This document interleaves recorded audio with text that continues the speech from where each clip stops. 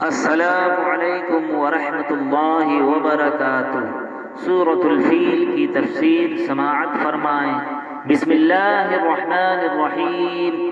تفسیر تقی عثمانی۔ یہ ابرہہ کے لشکر کی طرف اشارہ ہے جو کعبے پر چڑھائی کرنے کے لیے ہاتھیوں پر سوار ہو کر آیا تھا۔ ابرہہ یمن کا حکمران تھا اور اس نے یمن میں ایک عالیشان کلیسا تعمیر کر کے یمن کے لوگوں میں یہ اعلان کرا دیا کہ آئندہ کوئی شخص حج کے لیے مکہ مکرمہ نہ جائے اور اسی کلیسا کو بیت اللہ سمجھے۔ عرب کے لوگ اگرچہ بت پرست تھے لیکن حضرت ابراہیم علیہ السلام کی تعلیم و تبلیغ سے کعبے کی عظمت ان کے دلوں میں پیوست تھی۔ اس اعلان سے ان میں غم و غصہ کی لہر دوڑ گئی اور ان میں سے کسی نے رات کے وقت اس کلیسا میں جا کر گندگی پھیلا دی، اور بعض روایتوں میں ہے کہ اس کے کچھ حصہ میں آگ بھی لگائی۔ ابرہہ کو جب یہ معلوم ہوا تو اس نے ایک بڑا لشکر تیار کر کے مکہ مکرمہ کا رخ کیا۔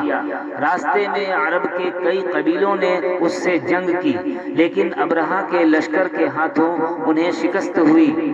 آخر کار یہ لشکر مکہ مکرمہ کے قریب مغمس نامی ایک جگہ تک پہنچ گیا، لیکن اگلی صبح اس نے بیت اللہ کی طرف بڑھنا چاہا تو اس کے ہاتھی نے آگے بڑھنے سے انکار کر دیا، اور اسی وقت سمندر کی طرف سے عجیب و غریب قسم کے پرندوں کا ایک غول آیا اور پورے لشکر پر چھا گیا۔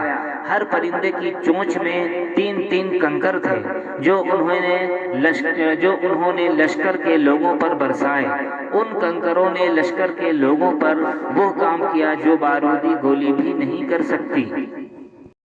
جس پر بھی یہ کنکری لگتی اس کے پورے جسم کو چھیدتی ہوئی زمین میں گھس جاتی تھی۔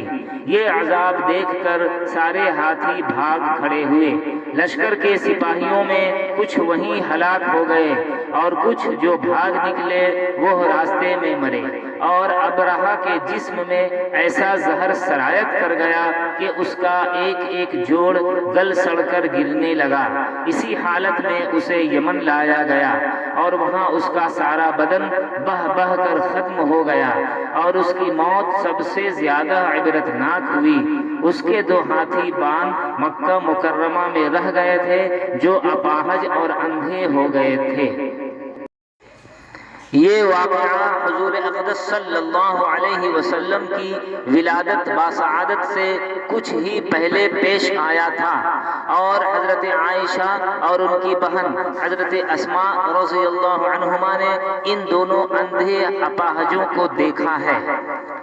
اس صورت میں اس واقعے کا تذکرہ فرما کر حضرت صلی اللہ علیہ وسلم کو تسلی دی گئی ہے کہ اللہ تعالیٰ کی قدرت بہت بڑی ہے، اس لیے جو لوگ آپ کی دشمنی پر کمر باندھے ہوئے ہیں آخر میں وہ بھی اصحاب الفیل کی طرح منہ کی کھائیں گے۔